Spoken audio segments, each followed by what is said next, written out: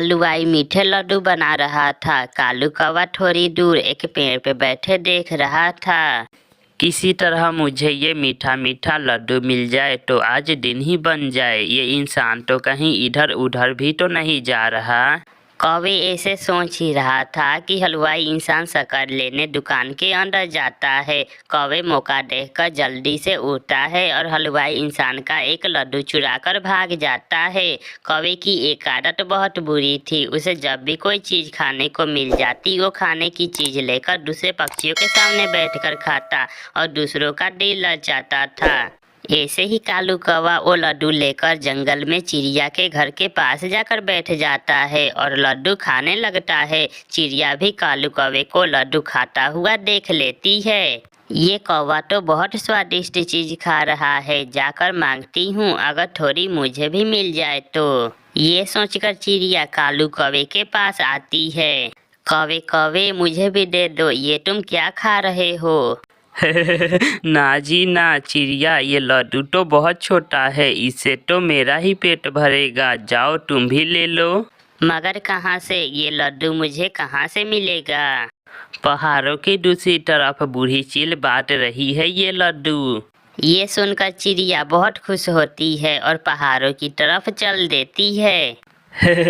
अब चिड़िया लड्डू नहीं खाएगी बल्कि बूढ़ी चील चिड़िया को ही खाएगी। कौवा हंसते हुए घर चला जाता है। चिड़िया पहाड़ों पर पहुंच जाती है। टोंटे टोंटे, यहाँ बूढ़ी चील कहाँ रहती है? वो सामने वाली गुफा में रहती है बूढ़ी चील। चिड़िया गुफा के पास जाती है। चील चील, मैं भी आई हूँ, मुझे भी लड्डू दो, जो लड्डू तुमने कौवे को दिया था। चील चील, मैं आई हूँ। चिड़िया चील सो रही थी। चिड़िया की आवाज़ सुनकर चील की आंख खुल जाती है। ये कौन आ गया? मेरी सारी नींद खराब कर दी। गुस्से में चील गुफा से बाहर आती है। चिड़िया क्यों शोर कर रही हो? मैं लड्डू लेने आई हूँ। मुझे कौवे ने बताया है कि तुम लड्डू बांट रही हो। तो तुम्हें लड्डू लेना है? आ जाओ, तुम अंदर आ जाओ। मगर पहले तुम मुझे बताओ, तुम मुझे कोई नुकसान तो नहीं पहुंचाओगी? अगर मैंने कौवे को नुकसान नहीं पहुंचाया तो तुम्हें कैसे पहुंचाऊंगी? आ जाओ चिड़िया, अंदर आ जाओ। चिड़िया जैसे ही गुफा के अंदर जाने लगती है उसे अपनी माँ की बात याद आ जाती है। बेटी, अगर कोई खाने की लालच देकर अपने घर बुलाए तो कभी मत जाना। चिलदी बात सुने, आप मुझे यहाँ बाहर ही लड्डू ला दे, मैं गुफा में आपके साथ नहीं जाऊंगी। लड्डू तो मेरे पंख में ही है, पास आओ।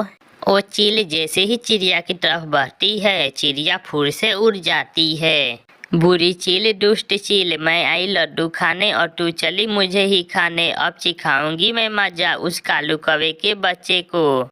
चिड़िया उड़ती हुई जा रही थी कि उसे रास्ते में एक मीठा आम मिल जाता है। चिड़िया भी वो आम लेकर कालू कौवे के घर के पास चली जाती है। चिड़िया को बैठा हुआ देखकर कालू कौवा भी वहां आ जाता है। चिड़िया चिड़िया, क्या लड्डू नहीं दिए तुम्हें चील ने? कौवे कौवे, मुझे चील ने 2 लड्डू दिए थे, मैंने वहीं खा लिए, बहुत स्वादिष्ट थे वो लड्डू। और चिड़िया, तुमने ये मीठा मीठा आम कहाँ से लिया है? ये आम तो मुझे किसान ने दिया है, मैं उड़ती उड़ती उसकी खेत में चली गई थी। क्या किसान मुझे भी आम देगा? हाँ, तुम किसान के पास जाना और जाकर कहना, किसान तू बहुत गंदा है, तेरी पत्नी चुड़ैल है, अब लाओ मुझे पका हुआ आम दे दो। अच्छा, फिर तो मैं अभी जाता हूँ। नाना कालू, कल जाना, कल सुबह सवेरे, अभी तो किसान घर चला गया होगा। फिर दूसरे दिन कालू कौवा सुबह सवेरे ही किसान की खेत की तरफ चल देता है। चिड़िया भी कौवे के पीछे पीछे छुप छुप कर जाती है। किसान अपने खेत में काम कर रहा था। चिड़िया एक पेड़ के पीछे छुप जाती है। अब मजा आएगा कौवे को, बहुत मार पड़ने वाली है कौवे को, कौवा जरूर पीटेगा। किसान काम से थका हुआ था जब कौवा किसान के पास जाता है और कहता है, गंदे इंसान, गंदे किसान, तेरी पत्नी चुड़ैल है, लाओ अब दो मुझे पका हुआ आम। ये सुनकर किसान गुस्से से भर जाता है। ये दुष्ट कौवा तो बहुत बुरा है। हाँ हाँ, तुम्हें पका हुआ आम लेना है। हाँ हाँ, जो तुमने चिड़िया को दिया था, जल्दी दो जल्दी, मेरे पास टाइम नहीं है। कौवे जाओ, वो सामने छोटे कमरे में है मीठा आम, जाकर खा लो। कौवा जल्दी से उठता है और छोटे से कमरे में जाता है। किसान दरवाजा बंद कर देता है और एक छड़ी लेकर कमरे में जाता है। बाहर तो आवाजें सुनाई दे रही थी। बचाओ बचाओ, है मर गया चिड़िया, तुमने मुझे मरवा ही दिया। किसान जी, हुआ क्या है? यही चिड़िया ने बोला था, उसे मिला पका हुआ आम और मुझे मिला डंडा, बचाओ। फिर कौवा खिड़की के रास्ते जान बचाकर भागता है और दूर जंगल में जाकर रुकता है। ये सब देखकर चिड़िया तो हंसे ही जा रही थी। ऐसे चिड़िया कालू कौवे से अपना बदला लेती है। प्यारे दोस्तों, इस कहानी को लाइक, अपने दोस्तों के साथ शेयर और चैनल को सब्सक्राइब करना बिल्कुल मत भूले। आपका धन्यवाद। गोरी कौवी अपने बहन के घर आई हुई थी। छोटी, जल्दी से कपड़े धो लो, फिर हम दोनों नदी पे जाएंगे। दीदी, मेरे पास वॉशिंग मशीन है, मैं कपड़े वॉशिंग मशीन में डाल दूं, फिर हम दोनों नदी पे जाते हैं। Washing machine? छोटी, वो क्या होती है? वॉशिंग मशीन में सर्फ पाउडर, साबुन वगैरह डालकर कपड़े डाल देते हैं और फिर वो मशीन खुद व खुद ही कपड़े धो देती है। गोरी कवि के लिए ये चीज नई थी, इसलिए गोरी कवि बहुत हैरान हो रही थी। अपने बहन के पास एक दिन रहने के बाद गोरी कवि अपने घर वापिस आ जाती है। गोरी आ गई हो तो जल्दी से मेरे और जग्गू के कपड़े धो दो। पति जी, अब मैं अपने पंख से कपड़े नहीं धोऊंगी, मेरी बहन के पास वॉशिंग मशीन है। आप भी मुझे एक वॉशिंग मशीन ला कर दे, फिर ही मैं कपड़े धोऊंगी।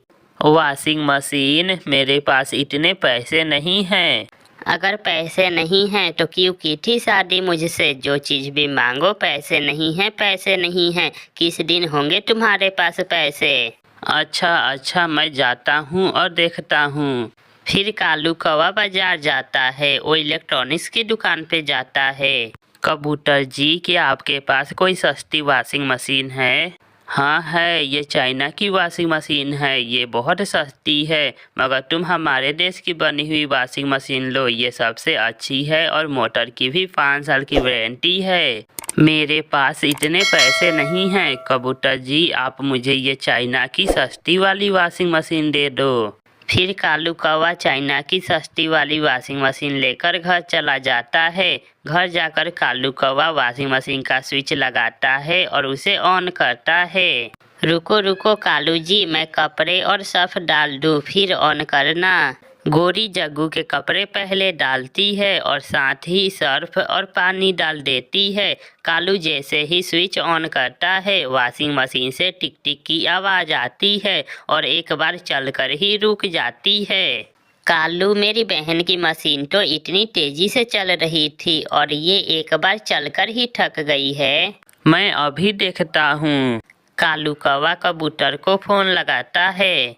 हेलो कबूतर जी, जल्दी आओ, मैं कालू कौवा बोल रहा हूँ, मेरी वॉशिंग मशीन चल नहीं रही, थोड़ा इंतजार करो, मैं अभी आता हूँ।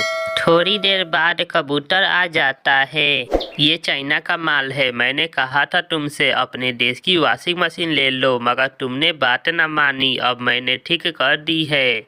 वॉशिंग मशीन चल जाती है और कबूतर चला जाता है। थोड़ी देर बाद वॉशिंग मशीन फिर से रुक जाती है। कालू, ये तुम्हारी नकली मशीन फिर से खराब हो गई है। ये कैसी मुसीबत है, मैं तो फंसी गया हूँ। ऐसे ही कई दिन गुजर जाते हैं। वो वॉशिंग मशीन एक दिन चलती तो एक दिन बंद हो जाती है। कबूतर जी जल्दी आओ, वॉशिंग मशीन ऑन ही नहीं हो रही। भाई कालू कौवे जी, ये मेरा मसला नहीं है, किसी इलेक्ट्रीशियन को बुला कर लाओ। फिर कालू कौवा टोटे इलेक्ट्रीशियन को बुलाता है। मैं देखता हूँ, हाँ अगर कोई नुकसान हो गया तो मैं जिम्मेदार नहीं हूँगा।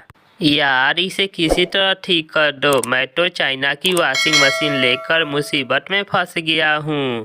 फिर टोटा इलेक्ट्रीशियन तार को चेक करता है। धुआं सा निकलता है और एक जोर की आवाज़ आती है। ओहो, मोटर जल गई, इसकी तो मोटर जल गई है। एक दिन भी सुकून से मैं कपड़े ना धो सकी इस वॉशिंग मशीन में।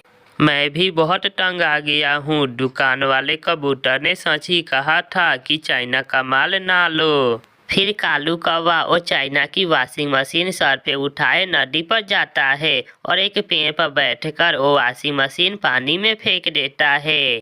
जान छोटी, जो भी चाइना की वॉशिंग मशीन लेगा मेरी तरह ही मुसीबत में फंसा रहेगा। फिर कालू कौवा बाजार जाता है और इंडिया की बनी हुई एक अच्छी वॉशिंग मशीन खरीद लेता है। उस दिन के बाद गोरी भी सुखी और कालू कौवा भी सुखी हो जाते हैं। प्यारे दोस्तों, इस कहानी को लाइक, अपने दोस्तों के साथ शेयर और चैनल को सब्सक्राइब करना बिल्कुल मत भूलें। आपका धन्यवाद।